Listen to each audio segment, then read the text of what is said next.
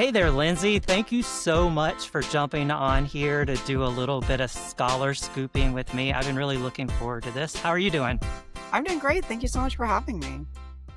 Well, when I was thinking about all the ways that we could introduce everybody to a lot of things related to college, career, and life, I put you right at the top of the list because when I think about all the amazing people I've been able to meet over the years, you have had such an interesting life career experience. And I think there's a lot about that that could be useful for some of the folks listening to this. So I hope you don't mind if we dive into your life experience a little bit. That's what I signed up for. Let's go. All righty.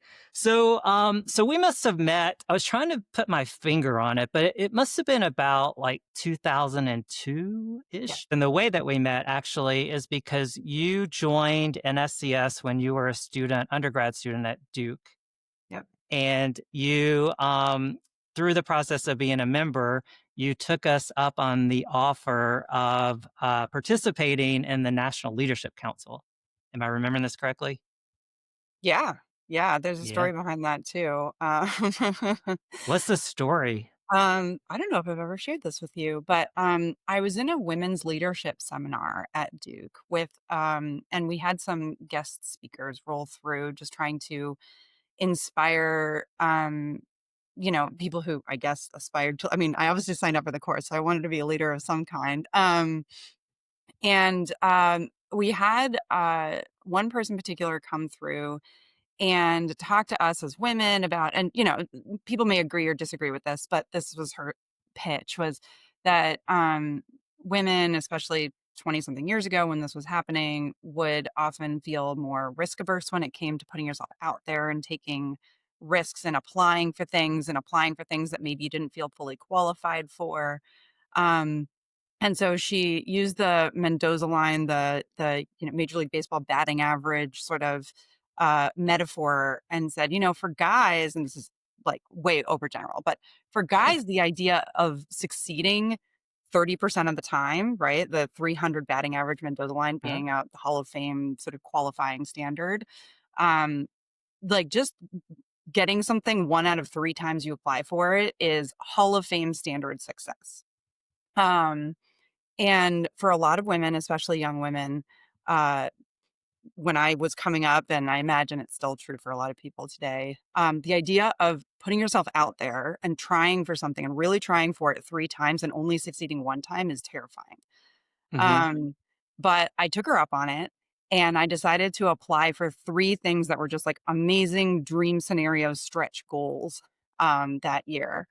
And so I applied to be the student member of the board of trustees of Duke, which I did not get, but I was in the process for.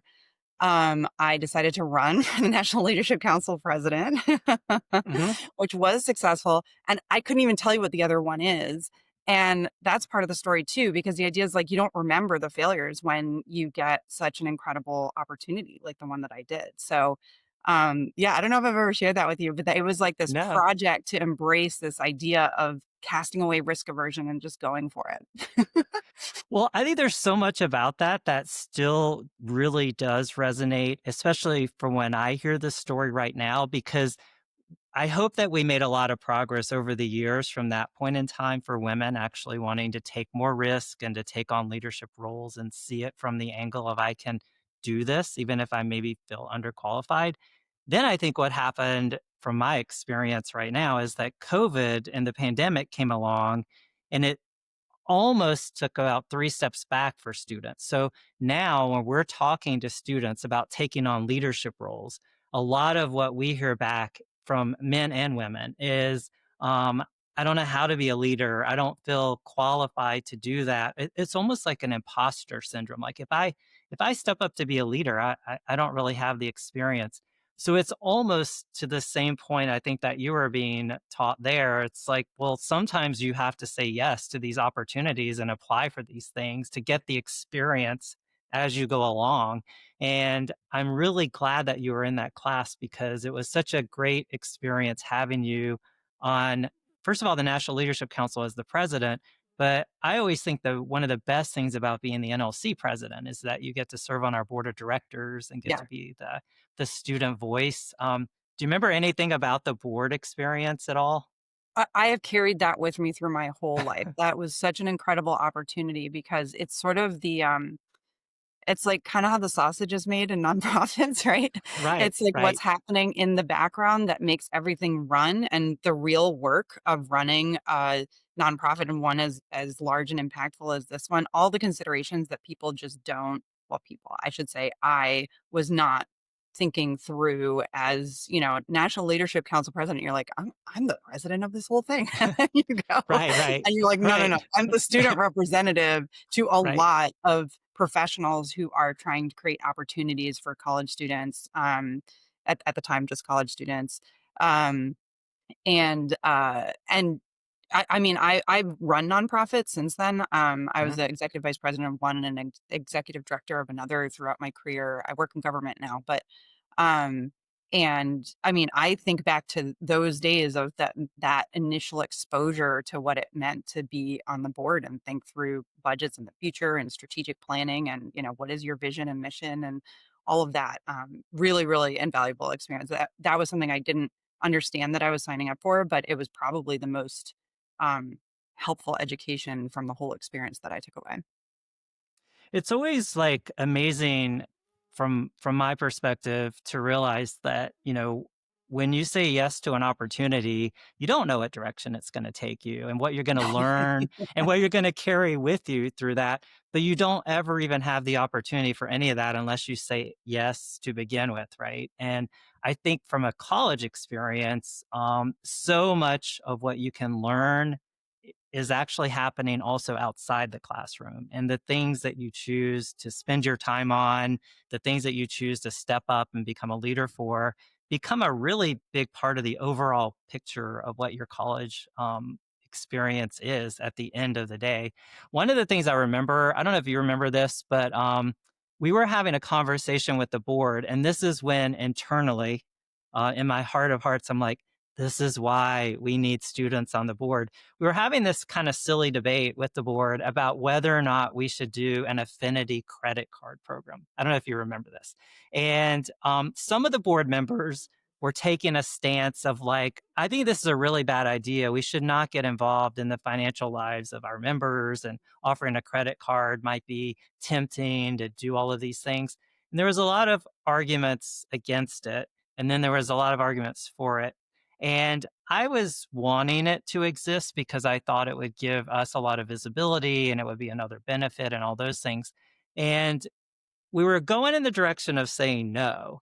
And then I remember you said, I'm not exactly sure that this board, if it's what you're trying to do, is going to say no to this. And by doing that, you're going to solve all the financial problems that might arise for students.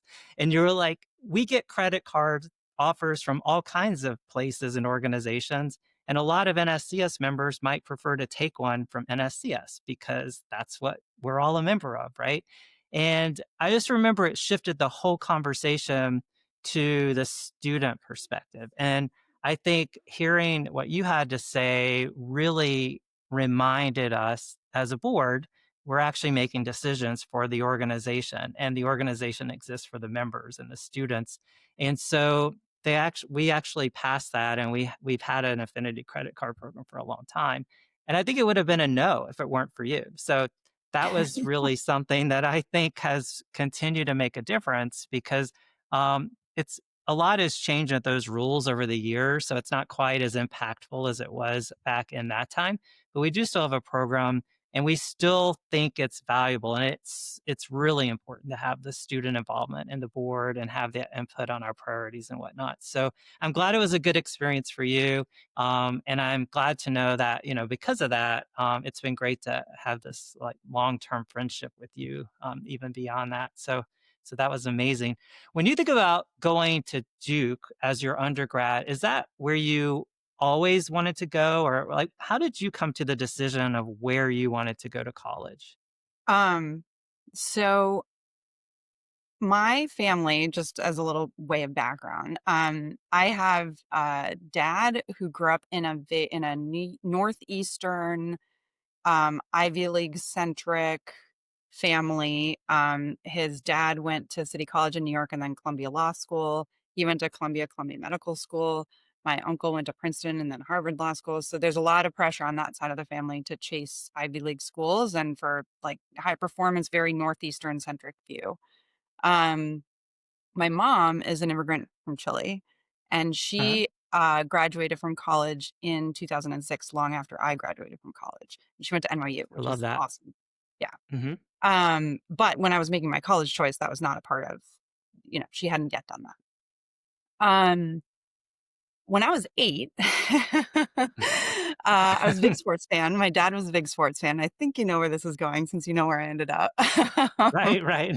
Um, we're watching the NCAA basketball tournament, Yes. and I remember watching Seton Hall, which is Seton Hall and St. John's are like the 2 New York City, hometown teams. Like, that's who you cheer for when you're from that area. And I was like, "Oh, Seton Hall's so good this year." And late '80s, right? Like, I was like, "They look awesome." And in the course of watching all these colleges play basketball, my dad was like, "So, where do you think you wanna go to school?"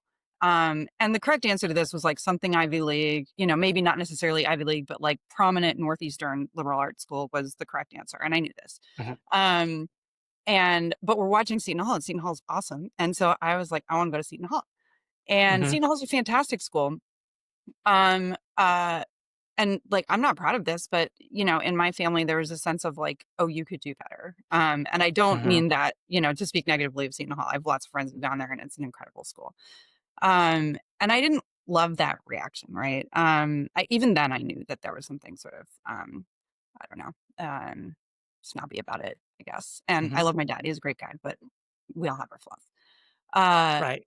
and then the next game, because they always play these double headers in the tournament, was Duke, and they're wearing blue. I mean, I'm 8, like, keep in mind that I'm 8 at the right? So they're wearing blue, and Seton Hall wears blue, and I like blue, and so I was like, "How about Duke?" And so that was tough because he was like, "Oh, I mean, in terms of, like, college rankings and such, they were up there, but not a Northeastern school, unknown to him," and he was like, "Well, Duke's a pretty good school, that might be okay." And I'm not kidding, it just became a thing at that point. Uh-huh. And, all through my childhood, my family was like, "Oh, it's a phase," and, I had Duke sweaters and Duke stuff all over my room, and in New York City, this was not normal, and I really wanted to go to Duke, because I love the team. But I will admit, that the process was not easy when I became a senior, and I did not apply early to Duke. Mhm, So for those who are going through this process, right, I, uh I was concerned because, I don't know, I was trying to make the right choice that, like, even I knew that this was a weird fad obsession from when I was 8 years old, and that's probably not the right reason to choose a college, right? Like, right, having the basketball right. team is not, and Duke's a fantastic school, um, but maybe it wasn't the right school for me, and, the arbitrariness of liking the basketball team when you were 8 was not good enough. So, um, I and I got swept up in the notion of, like, let's look at all the college rankings and apply to all the ones at the top and figure out what the best school you can get into is, because I had some sense in my head that that was gonna somehow be better for me. Mhm, Um, and so I did that, and I got into Duke and some other schools. I did not get in everywhere I applied to. Um, Ultimately, that probably was good. Like, if I had gotten into Harvard and Yale, which I did not, um, I might have, I got waitlisted at Harvard, but, I probably would have felt, like, pressured to do that, and mhm. my life would be different. I'd be on some sort of different path, right? The chaos Right, theory, like, a butterfly flaps his wings, we end up elsewhere, like, right, um, right.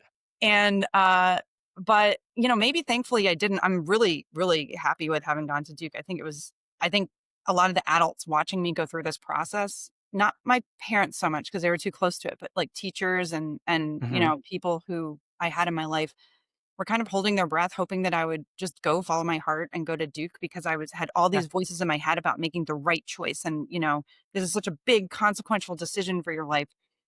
And that is very, very true. It is a big consequential decision for your life. But for anyone who's struggling through this right now or Yeah. about to struggle through Yeah. it or has just struggled through it, um, uh, going to college is amazing.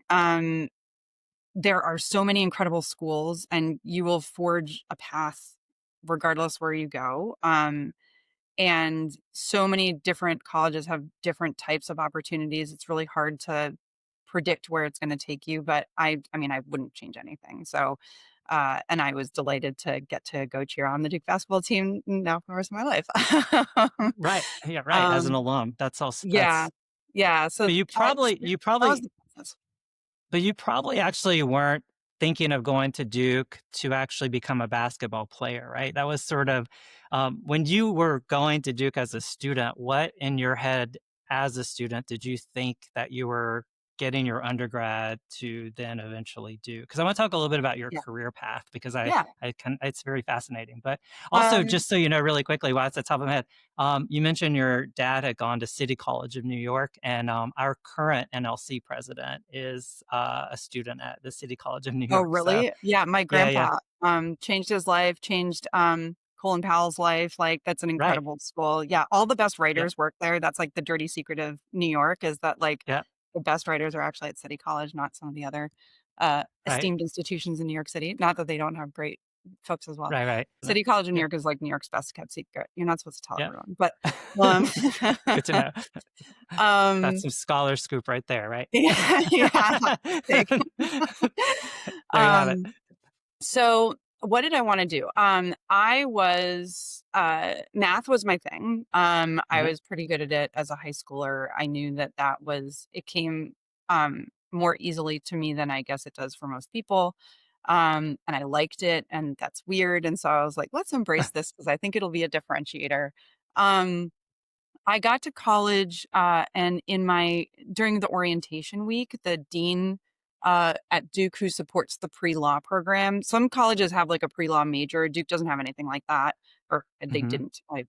All my knowledge is dated because I'm old now. Um, Right, right. but Yeah, they may now. um, so I talked to the dean. He did this like pre-law orientation thing during like one of the first weeks of school for the freshmen. And just said like, many of you come here thinking I want to go to law school. Um, and that's great. And I'm here to basically tell you I don't want to see you again for 2.5 years, right? Right. Like do not come talk to me because there's literally nothing you can do except put your head down and succeed at whatever you're doing, and it doesn't matter what you're doing. And then come talk to me at the end of your junior year, and we'll figure out what to do from there. Maybe start taking the LSAT junior spring or something like that. So, um, I went up to him afterwards, and I was like, "So I want to be a math major." And he's like, "Yeah, did you listen to anything I just said?" And I was like, "Right." But I imagine that you're thinking about like, for those of you who are trying to choose between poli sci and English, don't worry, like you'll be fine Right, applying right, to law school. right, And right, he was like, "No, that's not what I said. Like, put your head down and do well at whatever you want to do. Like, just invest because that's what college is for. Especially if you think you might want to go to law school." And then figure out law school later because there's really nothing you can do now that will make you more competitive or better positioned for that application process. So I was like, okay. So I took him at his word and I didn't do mock trial. I didn't take poli sci. I didn't take English. right, right. I mean, I ended up getting a secondary major. So I was a math major. I tacked on a secondary major in public policy studies, which had a little bit of poli sci in it. Um, I loved math, but I could not find a path in math, um, okay, path to math, Right, right, um, that, also scratched the itch for me on some of the sort of like public impact work that I really wanted to do. Having grown up with all my extended family on my mom's side still in South America, I felt really drawn to jobs that had sort of like global exposure and global impact and sort of thought about Americans as global citizens. And I couldn't figure out how to marry those up. I kind of look back and I regret that I didn't seek out more mentorship and figure out mm, how to marry those up because I don't think that that's because there's no way to do it. I just think it was a right, failure of imagination on my part, and I didn't find the right people to help guide me. Um, and I wasn't the best person at knowing what questions to ask. Mhm. And so that's kind of maybe a plug for like professors and adults in the lives of some college students. Some college students are really, really good at like going at office hours and like asking all the right questions and being proactive. And some are um, just as capable, but maybe sitting in the back row of the class and not really feeling like they don't know how to ask their questions, so they don't go to the office hours and ask because they don't even know what their Right. question is. And that was kind of where I was at the time. So I left math behind, which I've always kind of been sad about, not because I don't love where I ended up, but just because it was something that I loved and don't really do very much anymore. Although now I have kids, so I'm like, let's do more math puzzles, guys. And they're like, Exactly. Mom. Yeah, that um, keeps you on your toes too, I'm sure. yeah. And so towards the end of college, I realized that applying to law school was still in the back of my head as something that would be really interesting. So I majored in math. I played some sports in college. I was on the varsity rowing team for a little bit, and then I played club softball. And yeah, joined lots of clubs. I was in NSCS, of course. That was a huge part, especially of my senior year. And then I applied to law school and took sort of a background that I think differentiated me in terms of law school applications, right? I think that I was a more interesting candidate for them because I didn't have a similar academic background from everybody else. Um, and yeah, and then went on from there to law school. Which is also choosing to go to law school, it probably felt a little different applying because it wasn't like your 8th grade, "I like blue, I'm gonna be." It was probably a different, more thoughtful, like, "Okay, this seems like the next logical thing to do." So you ended up, going to Harvard for law school, um, and then also, if I'm remembering correctly, you got a degree at the same time through the Kennedy School. Is that right? Mhm. Yeah. Um, so that must have made your family happy because from what you said earlier about the way that they like to frame things up, you were starting to move in the right direction, right? For for some of the things that seem to be important to them. I Um, mean, honestly, yes, and I knew that, and I thought about it that way, but I also was so thrilled because it was such a, like, great next step for me too, personally. Like, the thing about the yeah, Duke choice was that Duke felt like it was the right for me, and then these family pressures felt like they would have led me in a different direction. And right, then, I mean, like, here's my controversial hot take. Going to Harvard Law School is a great opportunity, right? So right, right. this is one where I was just like, no, I'm really excited to do this for me. And I'm psyched that my grandma is also into it, right? Like, cool. Yeah. Well, so there's a lot about this that we could talk about. I don't want to take up too much of your time, but there's a couple other things I'd like to just hear a little bit more about. And it kind of relates to what you've been saying already. And it goes back to like, I don't know if you remember this or not, but it sticks in my mind so clearly. You were finishing up with at Harvard. So everything was wrapping up. And I think you had done like an internship or something in Washington. And you reached out to me and you're like, "Hey, can we grab dinner?" And I remember we went to a Mexican restaurant in DC to have dinner, and that you told me that you were in a little bit of hot water with your parents about your career choice that you had decided to make. And in my head, I was like, "How in the world could your parents be, anything but proud of you? Like, gosh, this is so amazing." And then this might have changed to where you are today, but when you were sitting there with me then, this sticks out like it was yesterday. You said to me, based on some experiences that I've had in DC, I've decided that eventually I'm going to be the Secretary of Defense. And I know if I'm going to be the Secretary of Defense, I've got to have some credibility. And so my parents are really not happy with me because I've actually enlisted in the Marine Corps. Do you remember? Do you remember this at all? Because I was like, Well, I "Whoa, mean, okay." I know which restaurant we went to. I don't remember exactly how I framed it, but yeah, I remember that conversation. And So I mean, it's and I was having that conversation with people who, you were in a small group of amazing mentors and people who had, helped shape my young adulthood and who I was just like, how do I navigate this? Right. Yeah. Right. And it's like it was I mean, I think just based on how you've described your, growing up experience with your family, it seems like joining the military after you've finished, Harvard Law Schools probably doesn't immediately jump to mind as a path that someone would take. But you did that and you were in the Marine Corps for a very long time and then in the reserves, I believe. So could what was that experience like? Because I do think I hear students talk about like the military as an option, right? Like it's something I could do after college for various reasons, or some people choose to do it, before college and then go to college later.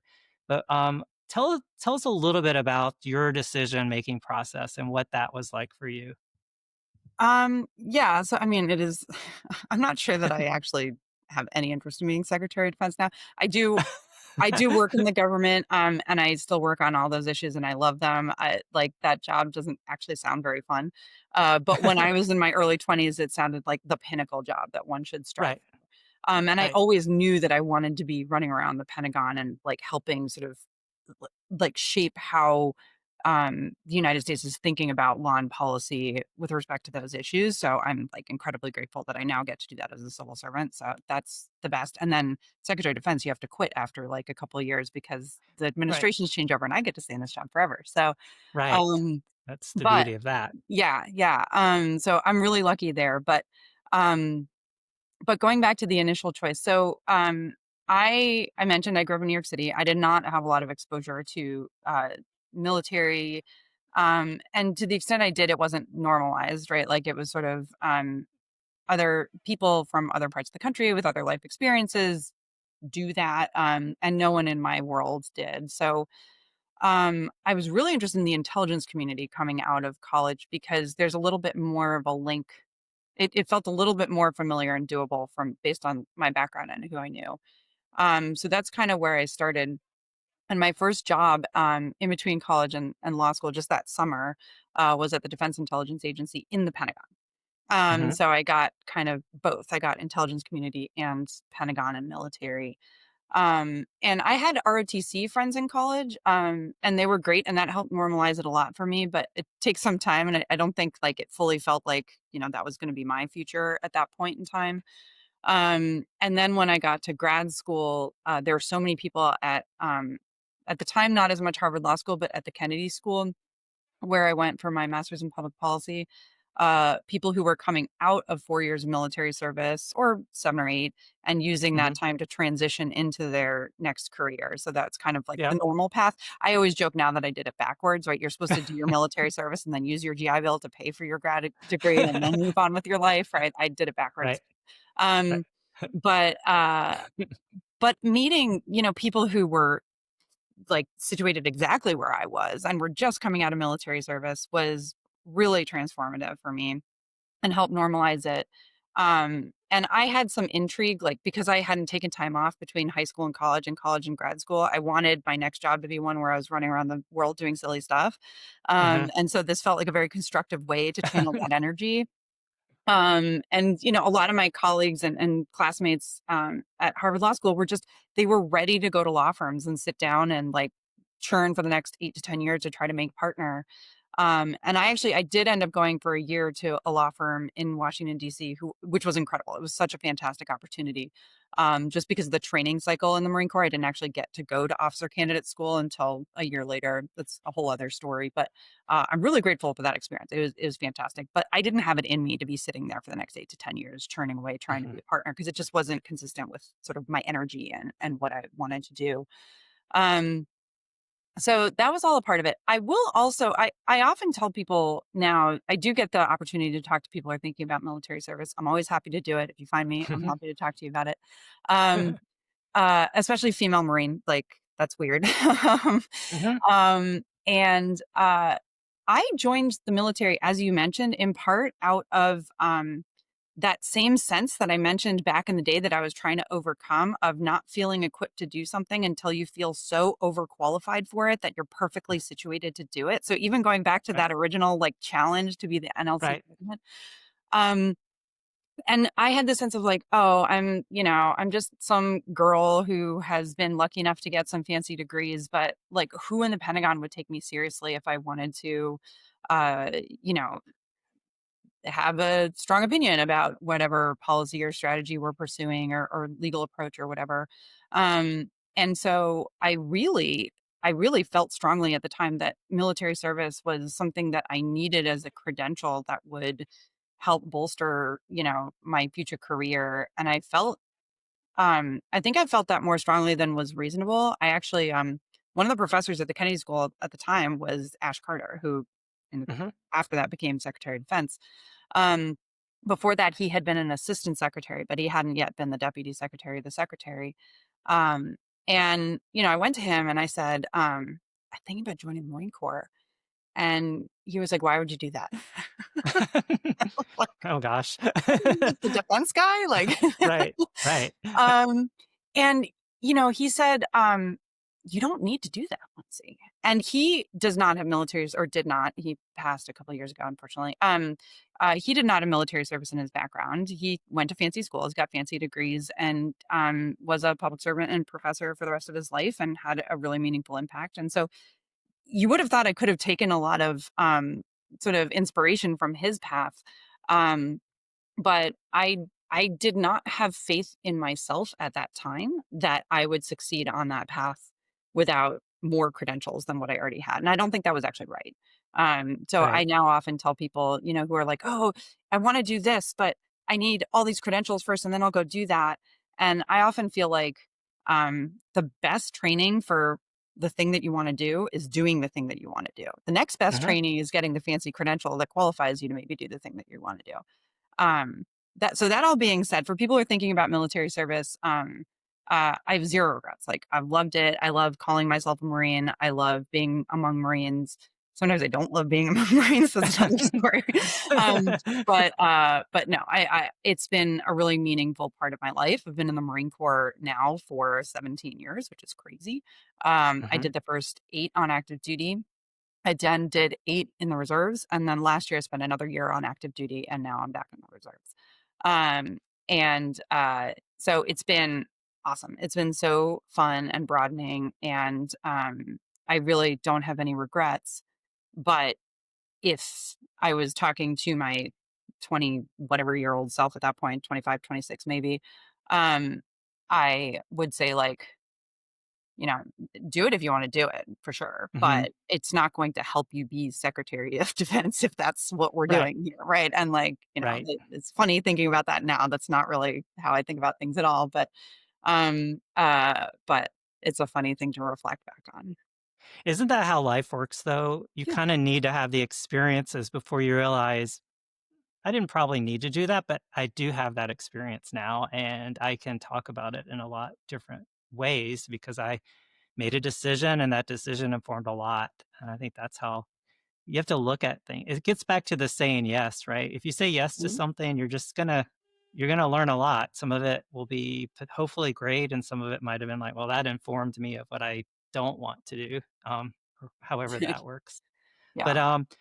I think that's such a great have your have your family members all come to terms with Oh, the yeah, career yeah. path No, that I you're mean, on? So, oh, it's ridiculous. Like, you go to my house now and, like, my parents' house in Connecticut, they have this huge Marine Corps flag, like, right out in front. They don't know how to hang it properly, and I keep telling them that. Their car has, like, more Marine stickers on it than anything else, like, right. yeah, it was so outside the box, they didn't know what to do with it, and I think, my dad carried with him some legacy bias from having been a Vietnam War era, like, he was right at that age group that was the prime people who were being drafted. He ended up joining the public health service because he didn't want to go overseas, which is, public health service is incredible. So that's a really cool thing to do. Um, but from a military perspective, he was, he carried with that like anti-military bias a little bit in the back of his Mhm. head, and I knew that he had that. And then my mom left a military dictatorship to move to the United States, and she was pretty Right, upfront about that. She was just like, right. "What are we doing here?" Um, but, I think they know me and over time they came to understand that, we're decades later from those Right. things, that those like all of everything that fed into their pre-existing biases was real. And Mhm. yeah, they've moved past it. That's awesome. Well, Yeah. I'm really glad that you are happy with your choices, and it's been a lot of fun. I will say, as we're kind of wrapping up, one of the highlights of my whole NSCS experience was when we were planning for our 20th anniversary for celebrating NSCS turning 20.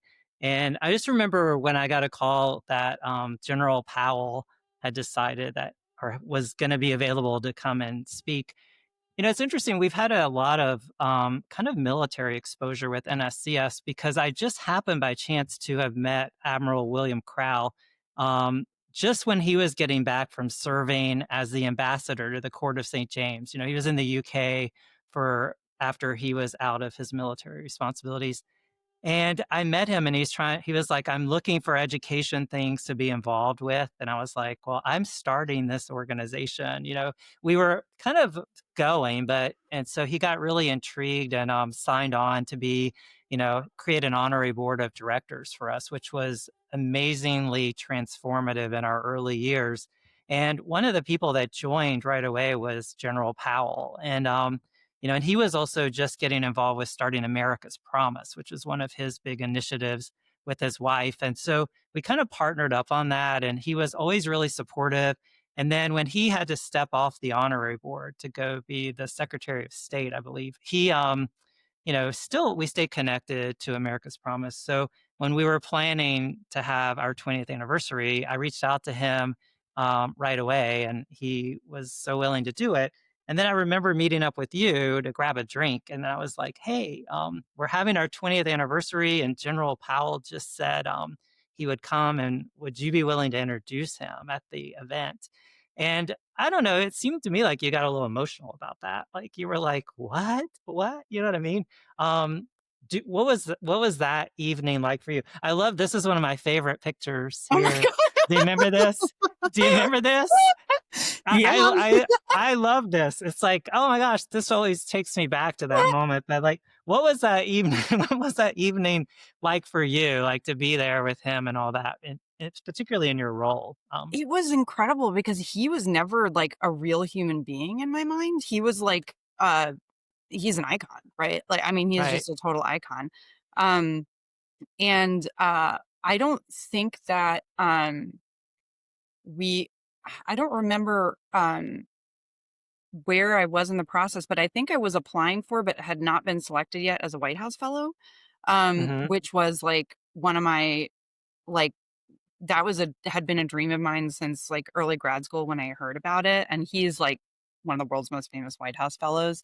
For anyone who's Hmm. not familiar, the White House Fellows is it's a selective leadership program that, people apply for sort of, like, early mid-career, and he had been a White House fellow, and he's always said that it sort of transformed the trajectory of his life. I don't know if it transformed the trajectory of my life, but it was a really cool experience. Um Right. so I was not only was he just an icon for, like, all the normal reasons, but I had particularly followed his career. He Hmm. went to City College, he grew up in New York City, Right.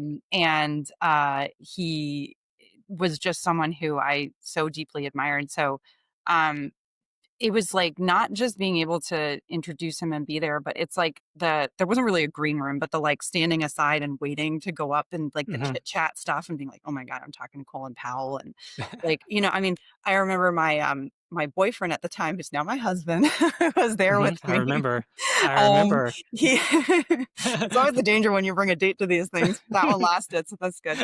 Um, and, um, it was just even the petty the little stuff, like seeing what kind of suit he was wearing, which was a great suit, but it was just like and it was a normal suit, but just Right. talking through stuff like that because you never get to be that close to people you idolize that much, and it turned him into, he was a real human being, but not Yeah. like not like because, "Oh, then I saw all his flaws," but just more like the contours of a real human being who, like, has opinions and lives and breathes and is there and is physically present, and I assumed he was gonna be, like, 6'8", right?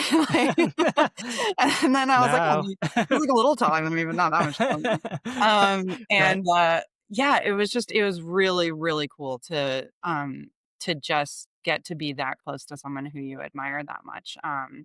So thank you for that opportunity. And And yeah, Yeah. I guess the magazine lives. It does, like, I kept this, and I it just always reminds me because after that was wrapping up, we had you and I had a brief conversation, and you were telling me some of the same I remember the kind of, "Oh my god," the Yeah. excitedness about it, but you framed it up like, that in that moment, and I think the whole evening was celebrating NSCS for Yeah. 20 years, but you're like, "Thank goodness I joined NSCS," is what you said, which and you think about it, like, when you get an invitation to do something, you don't know what it might turn into, but, I'm really glad that you also joined NSCS. I also remember, the first time I met Colin Powell in person, it was in a small group of people, and he was talking about leadership lessons, and I think that was one of the things he became known for. He even wrote a book Mhm. about, like, leadership. But the thing that stuck out to me that he said very first, he's like, "I can immediately sum up a person just by looking at their shoes." And I was like, looking down at my shoes thinking, "Oh, I hope I'm not wearing my Doc Martens or something." You know what I mean? It's like, what does that even mean? But he went through this whole thing, and I think it has him a little bit of a military perspective Yeah. on the shoes always have to be shined, and if your shoes aren't presentable, it could potentially say a lot about what's important to you or how you but he turned it into a whole conversation about leadership, which I thought was kind of fascinating, and it stuck with me, and it's also just, stuck with me how much I really appreciated him getting involved, because he was a name in that group of people that so many people respected him and everything else. So, but anyway, I'm so glad that we got to have this conversation today, and you offered so much good insight into how to build a career.